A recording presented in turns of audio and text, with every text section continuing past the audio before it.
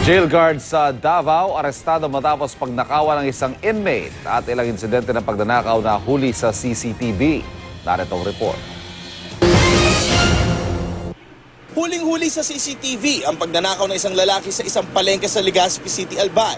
Sa footage na ito noong March 30, makikitang nag-aabang lang ang lalaki ng tiempo para nakawin ng isang kahon ng kalamansi sa isang tindahan.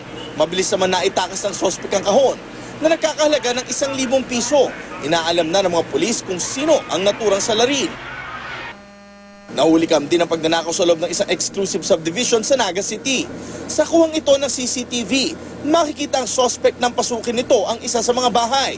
Dumaan sa bintana ang sospek, saka dumiretso sa kwarto kung saan natutulog ang dalawang bata.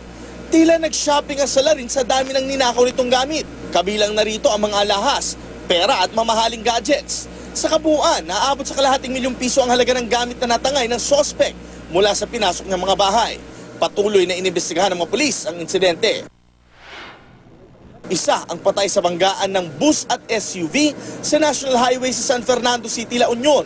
Kwento ng driver ng bus, kapwa binabagtas sa dalawang sasakyan ng kahabaan ng highway nang bigla raw magpagewang-gewang sa daan ng SUV. Sa lakas ng banggaan, naipit pa sa loob ng SUV ang driver nito. 3 sakay naman ng bus ang sugatan.